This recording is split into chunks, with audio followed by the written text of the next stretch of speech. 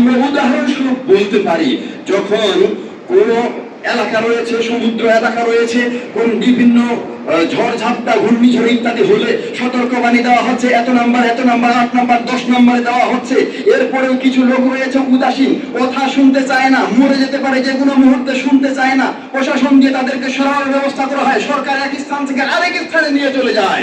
এই ধরনেরই কিছু লোক রয়েছে, দুনিয়া তাদেরকে জাহান্নামের দিকে নিয়ে যাচ্ছে, লোক লালসা জাহান্নামে নিক্ষেপ করছে, এরপরে সেগুলো থেকে সরতে চায় না। তাই তাদেরকে ওই পথ থেকে ঘুরিয়ে নিয়ে এসে জান্নাতের পথে নিয়ে যাওয়ার জন্য এমন কিছু লোকের প্রয়োজন রয়েছে।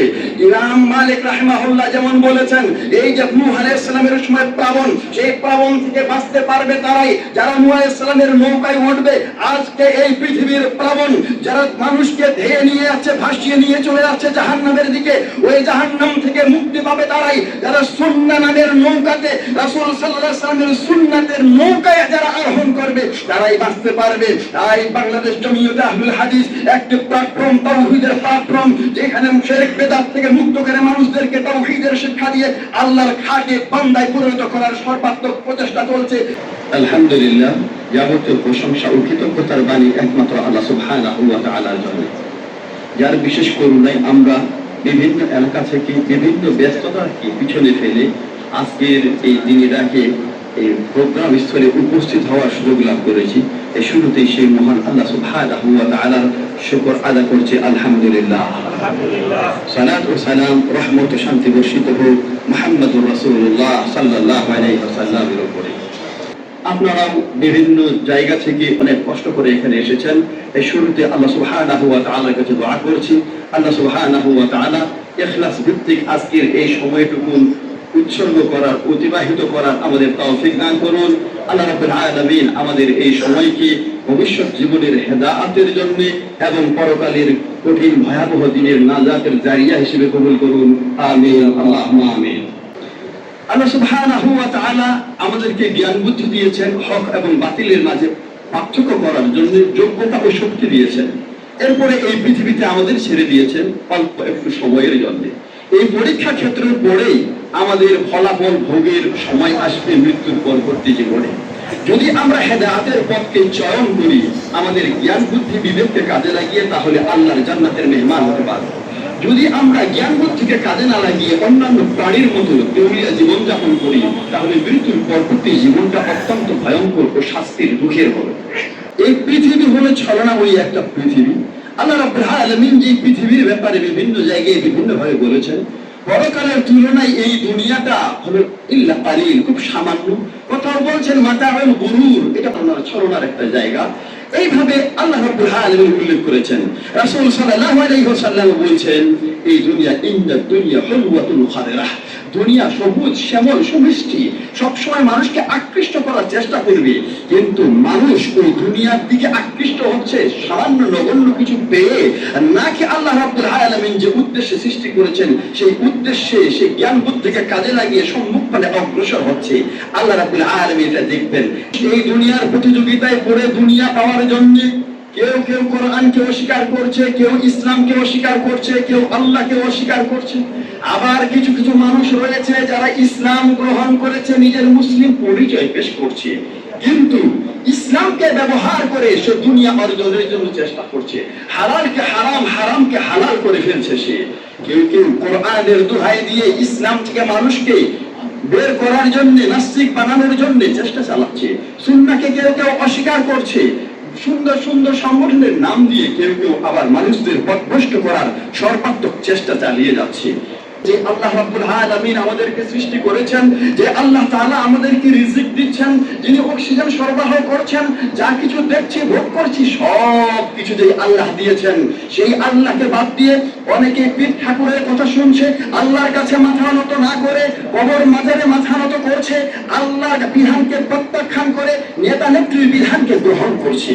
অথচ আল্লাহ রাব্বুল আলামিন বলছেন, ইয়া আইয়ুহাল ইনসানু মা গাররাকা বিরাব্বিকাল কারীম, হে মানুষ, তোমাকে সেই মহান প্রতিপালক থেকে কে প্রতারিত করছে? কেন তুমি ভিন্ন পথে প্রচারিত হচ্ছ? আমরা যদি এই দুনিয়াতে আল্লাহর সৃষ্টির উদ্দেশ্য বাস্তবায়ন করতে পারি, তাহলে আমরা সফল হতে পারবো। শিরক দিয়ে বর্জন করতে পারি, দুনিয়ার পিছনে বেশি না ছুটে নেকির পাল্লা ভারী করার জন্য কাজ করতে পারি, তাহলে সফল, না হলে আমরা ক্ষতিগ্রস্ত। আল্লাহ বলছেন ফামান সাকুলাত মাওয়াজিনুহু, যার নেকির পাল্লাটা ভারী হবে ফাউলাইকা হুমুল মুফলিহুন, তারাই সফলকাম হবে। যার নেকির পাল্লা হালকা হবে ফাউলাইকা আল্লাযীনা খাসিরু আনফুসাহুম ফি জাহান্নাম খালিদুন, স্থায়ীভাবে জাহান্নামে থাকবে। তালফাহু ওয়ুজুহুমুন নার ওয়া হুম ফিহা কালিহুন। আল-ইয়াযু বিল্লাহ। দুনিয়ার শাস্তির যুগে যদি আমরা তাকাই, দুনিয়াতে ইটের ভাটার আগুনে একটা মানুষকে ফেলে দিলে মুহূর্তের মাঝে অঙ্গার হয়ে যাবে। 70 গুণে বেশি সেই জ্বলন্ত আগুন, সেই আগুনে যাবে যে ব্যক্তি দুনিয়ার থাকা অবস্থায় নিজের সৃষ্টির লক্ষ্য উদ্দেশ্যকে প্রাধান্য দিয়ে পরকালের জন্য প্রস্তুতি গ্রহণ করবে না। যখন এই মানুষ ভিন্ন পথে পরিচালিত হয়, তাদেরকে শুধরে দেওয়ার জন্য, সঠিক পথে নিয়ে আসার জন্য দাওয়া এবং তাবলীগের খুব প্রয়োজন রয়েছে।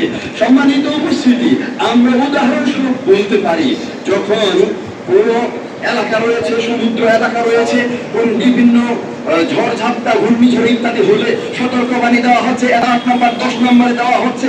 এরপরেও কিছু লোক রয়েছে উদাসীন, কথা শুনতে চায় না, মরে যেতে পারে যে কোনো মুহূর্তে, শুনতে চায় না। প্রশাসন দিয়ে তাদেরকে সরানোর ব্যবস্থা করা হয়, সরকার এক স্থান থেকে আরেক স্থানে নিয়ে চলে যায়। এই ধরনেরই কিছু লোক রয়েছে, দুনিয়া তাদেরকে জাহান্নামের দিকে নিয়ে যাচ্ছে, লোভ লালসা জাহান্নামে নিক্ষেপ করছে, এরপরে সেগুলো থেকে সরতে চায় না। তাই তাদেরকে ওই পথ থেকে ঘুরিয়ে নিয়ে এসে জান্নাতের পথে নিয়ে যাওয়ার জন্য এমন কিছু লোকের প্রয়োজন রয়েছে। ইমাম মালিক রাহিমাহুল্লাহ যেমন বলেছেন, এই যে নূহ আলাইহিস সালামের সময় প্লাবন, সেই প্লাবন থেকে বাঁচতে পারবে তারাই যারা নূহ আলাইহিস সালামের নৌকায় উঠবে।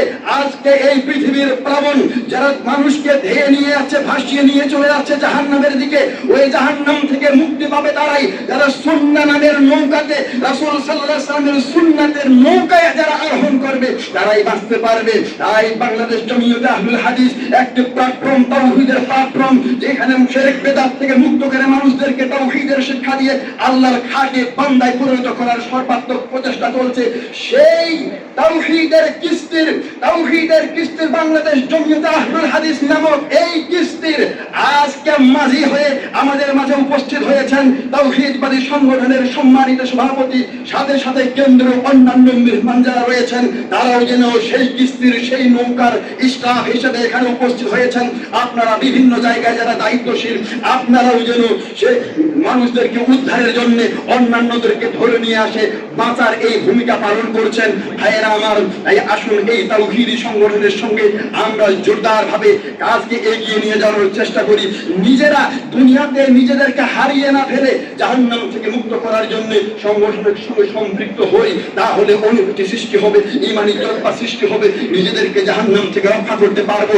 এবং আল্লাহ রাব্বুল আলামিন ঘোষণা করেছেন, তোমাদের মধ্য থেকে এমন কিছু লোক হওয়া দরকার, যেই লোকেরা কল্যাণের দিকে আহ্বান করবে, হকের দাওয়াত দিবে, সৎ কাজের আদেশ করবে, অসৎ কাজ থেকে বাধা প্রদান করবে। যারা এই কাজ করবে তারাই সফল কাম হবে। আমরা সবাই সফল হতে চাই, কিন্তু সফলতার পথে না হেঁটে ভিন্ন পথে পরিচালিত হই। সবাইকে আহ্বান জানাচ্ছি, আসুন সফলতার পথে হাঁটি। আজকে আমাদের আহ্বানে এখানে যারা একত্রিত হয়েছেন আন্তরিক অভিনন্দন জানাচ্ছি, আহলান ওয়া সাহলান ওয়া মারহাবা জানাচ্ছি। আপনারা তাওহীদের ডাকে, তাওহীদি সংগঠনের ডাকে একত্রিত হয়েছেন। আল্লাহর কাছে দোয়া করছি, হে আল্লাহ, আমাদের যতদিন জীবন রয়েছে ততদিন এই ধরনের তাওহীদি সংগঠনের সঙ্গে সম্পৃক্ত থেকে ঈমান ও আমল নিয়ে আমাদের দুনিয়া থেকে বিদায় নিয়ে জান্নাতি মেহমান হওয়ার তৌফিক দান করো, আমিন, আল্লাহুম্মা আমিন। আর কথা না বাড়িয়ে সবাইকে আন্তরিক মোবারকবাদ জানিয়ে সংক্ষিপ্ত কথা শেষ করছি। সুবহানাকা আল্লাহুম্মা ওয়া বিহামদিকা আশহাদু আল্লা ইলাহা ইল্লা আনতা আস্তাগফিরুকা ওয়া আতুবু ইলাইক। আসসালামু আলাইকুম ওয়া রাহমাতুল্লাহি ওয়া বারাকাতুহু।